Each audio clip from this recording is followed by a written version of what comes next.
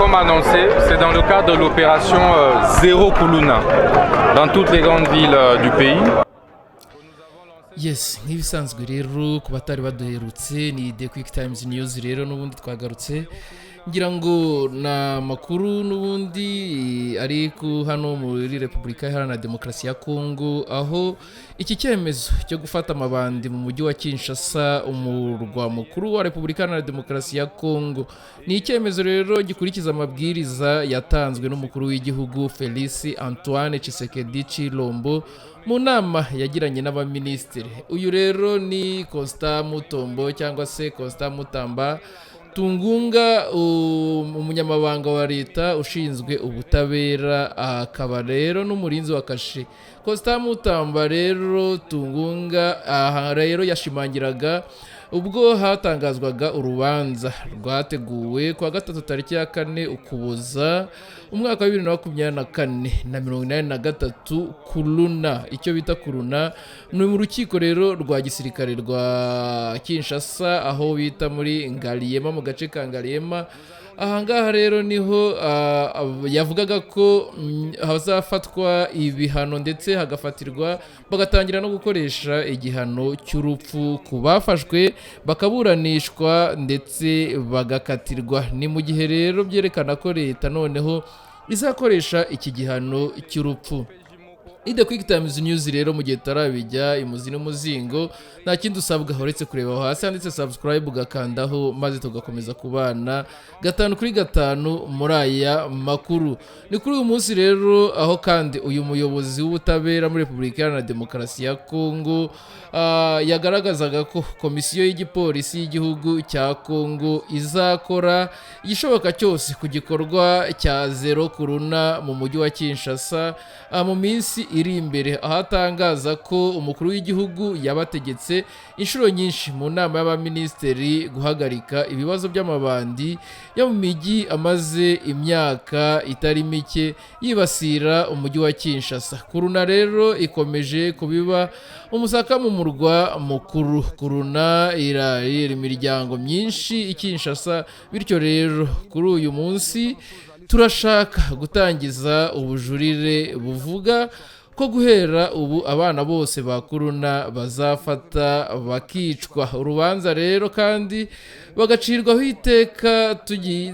Ni mu magambo ye n'ubundi akomeza agira ati tugiye gukora igihano cy'urupfu, kubera ko muri Bibiliya avuga ko uwishishije inkota azarimburwa n'inkota, kandi bigakomeza gutyo. Mu magambo ye yakomeje agira ati sitasiyo ya polisi y'igihugu ya Kongo izakora kuri Zero Kuluna mu mujyi wa Kinshasa mu minsi iri imbere. Ku wa gatatu rero tariki ya 4 Ukuboza 2024 itangizwa ry'urubanza rukomeye ruregwamo 83 Kuluna imbere y'urukiko rwa gisirikare rw'abasirikare rwa Kinshasa Ngaliema. Ni ikimenyetso rero gikomeye cyo kuvuga ko umuntu wese uzafatwa kubera ko ibikorwa bakoze bigize iterabwoba. Yasezeranyije rero umunyamabanga wa leta ushinzwe ubutabera Bwana Constant Mutamba yuko icyo gihano kizatangira gukurikizwa muri iki cyumweru.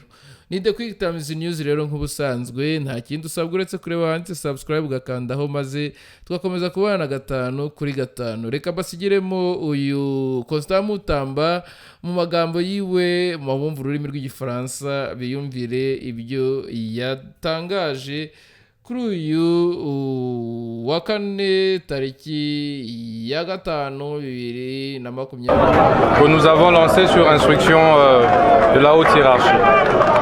L'opération Zéro Kuluna consiste donc à traquer tous les Kuluna qui sèment mort et désolation dans nos villes, les faire juger et, comme je l'avais annoncé hier, condamnés à mort, et ceux qui sont condamnés à mort seront exécutés.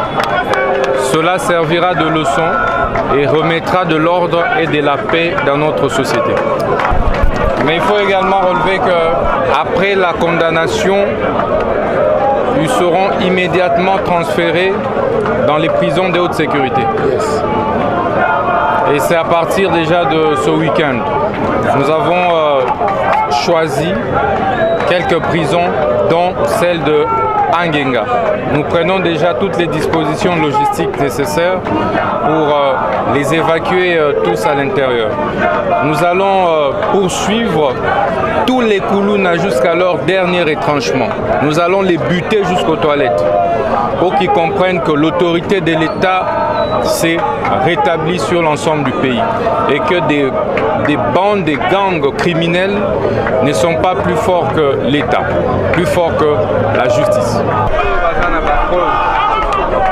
Koloba ete OPJ moko azwi mbongo ya Koulouna eka libéré bo dénoncer na OPJ wana bakokanga ye bakosambisa ye en flagrance pour terrorisme, complicité à terrorisme, yepe lokola kozala condamné à mort pe toko exécuter peine de mort wana. Tokotinda bango nyonso na ba prison ya intérieur et haute sécurité. Merci.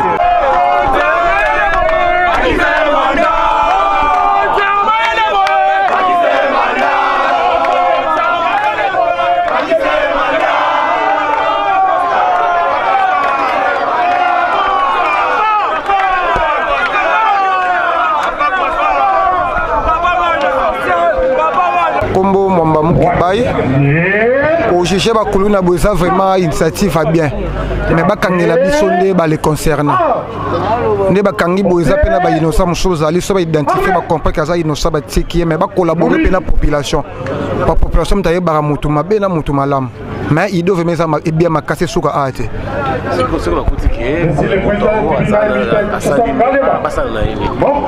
bon babo mabang o ba tikali babang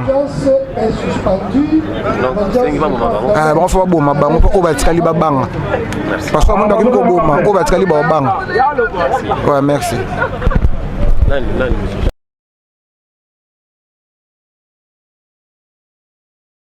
za Amerika Joe Biden yashitse no musi kwa gatatu mu gisagara ca Lupito ku munsi wa nyuma mu rugendo arimwo muri Angola. Uru rugendo ruvuze vyinshi ku migenderanire ya Afrika hamwe na leta zunze ubumwe za Amerika. Afite Perezida wa Amerika Joe Biden yagiye mu gisagara ca Lupito kirimwo ikivuko guhayagiza umugambi wa leta yiwe wo kwagura inzira ya gari ya moshi izokoreshwa mu gutwara ubutare bufise akamaro gakomeye cyane buvanywe muri Repubulika ya Demokarasi ya Kongo bugana mu bihugu vyo mu burengero bw'isi. Leta zunze ubumwe za Amerika yatanze ingurane y'imiliyoni 550 y'amadolari agenewe gukoreshwa mu mugambi wo kunagura no kwagura iyo nzira ya gari ya moshi. Nta tariki yatanzwe ku vyerekeye guheraheza uwo mugambi. Perezida Biden yatangaje ko igihugu ciwe kizobandanya gukorana n'umugabane wa Afrika mu kiringo kirekire kiri imbere, igihe yabonana na Perezida wa Angola Joao Lourenço ku mugwa mukuru Rwanda ku munsi wa kabiri w'indwi. Hari mu rugendo rwiwe rwa mbere ari nabwo rwonyene agize ku mugabane wa Afrika ari mu mabanga yiwe ya perezida. Rubaye indwi nkeyi gusa imbere y'uko ikiringo ciwe kirangira. Angola imaze igihe kirekire ifitaniye imigenderanire ikomeye n'Ubushinwa n'Uburusiya, yamara yari yegereje kurushiriza n'ibihugu vyo mu burengero bw'isi mu bihe vya vuba. Angola ishaka gukomeza gukorana na leta zunze ubumwe za Amerika mu vya gisirikare hamwe n'umutekano. Perezida Joao Lourenço yabitangaje ku munsi wa kabiri w'iyindwi. Uko mu mwanya ushize perezida wa leta zunze ubumwe za Amerika Joe Biden amaze kugera i Rwanda muri Angola, ikimujyanye n'iki? Agiye gushimangira umurage w'ubutegetsi bwe ku birebana n'ibikorwa remezo, by'umwihariko ahereye ku mushinga ufitiye akamaro kanini urujya n'uruza rw'abantu n'ibintu muri kariya karere ka Afurika y'Amajyepfo ndetse na Afurika yo hagati. Ni umushinga munini wa gari ya moshi witwa umuyoboro wa Lobito. Ni inkuru y'ijwi rya Amerika mugezweho na Temistokle Mutijima. Lobito Corridor, umuhora wa Lobito tugenekereje mu kinyarwanda, ni umushinga w'ishoramari rya miliyari 5 z'amadolari ryakozwe mu nzego nyinshi zinyuranye. Uyu mushinga ugamije kuvugurura no kwagura umuhanda wa gari ya moshi wa Bengera w'ibirometero 1300.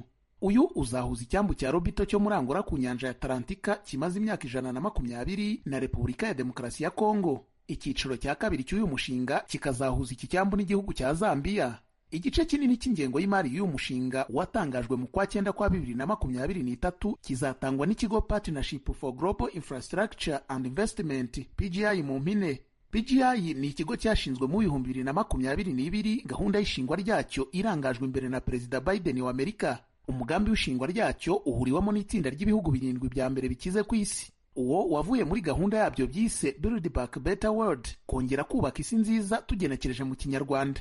Iyo gahunda yatangijwe mu 2021 nk'uburyo bwo guhangana na Belt and Road Initiative, gahunda y'Ubushinwa yibanda ku kubaka ibikorwa remezo muri Afurika.